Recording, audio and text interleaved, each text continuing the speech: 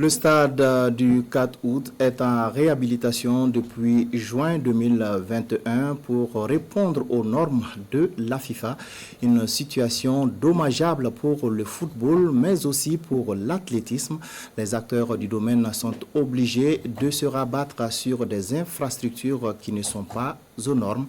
C'est le constat fait par Salif Belem et Mahamadi Wena. Le 5 août dernier, Hugues Fabrice Zango offrait au Burkina sa toute première médaille olympique. Une médaille de bronze accueillie comme de l'or tant l'attente a été longue. Moins d'une année après, le réveil est brutal pour ne pas dire douloureux pour l'athlétisme burkinabé. Le stade du 4 août, la seule infrastructure aux normes pour la pratique de l'athlétisme, est fermé pour réhabilitation. Pour les athlètes de la Ligue du Centre, habitués au tartan du 4 août, il faut désormais s'adapter. Depuis la fermeture du stade, vraiment, on est revenu à l'institut ici et on essaie de s'adapter pour vraiment travailler. On dit un entraîneur où qu'on t'envoie, tu essaies de t'adapter pour travailler. Les conditions ne sont pas du tout idéales. Là, on a beaucoup de difficultés à l'heure parce que déjà, vous voyez, on n'a pas de tartan, ça c'est un, alors qu'on était habitué depuis. Les conditions ne sont pas ça. Mais on fait avec quand même. La manière dont on travaille, ça nous favorise même pas, même un peu même. Des fois, on peut avoir des blessures facilement. Le sol est un peu très dur. Et quand on court, c'est pas droit quoi. Des fois, on peut courir et puis en courant, le pied peut rentrer dans un trou. S'entraîner à l'Institut des sciences du sport et du développement humain ISSDH revient à faire contre mauvaise fortune bon cœur. Hélas, au-delà de la vétusté des installations, il y a un gros souci de disponibilité et d'espace au sein de l'Institut. Presque tous les établissements de Gounguin travaillent à l'Institut. Ils font leur EPS ici. Donc, du coup, les athlètes sont confrontés à un problème d'espace pour travailler.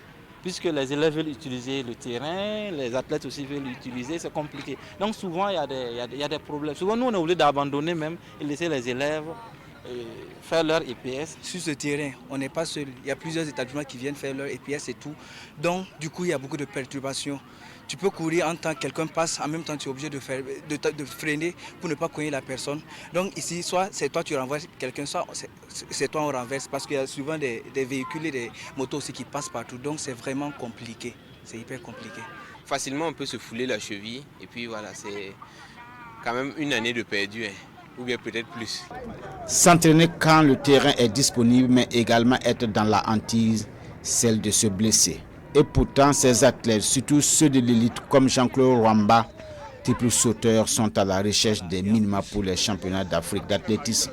C'est dans cette situation que le mental aussi doit intervenir. C'est vraiment garder les objectifs et puis travailler à fond malgré les conditions qui ne sont pas ça. Parce qu'on n'a pas le choix. Réaliser les minima des championnats d'Afrique, voilà, c'est surtout ça l'important pour moi pour cette année. Il faut qu'on apporte des résultats pour prouver notre polyvalence, que ce soit sur Gragra, que ce soit sur Tatan. Il faut qu'on prouve que c'est la volonté seulement qui est déjà là.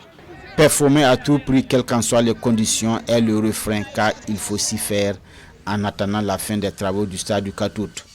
Une situation inexplicable à la limite démotivante.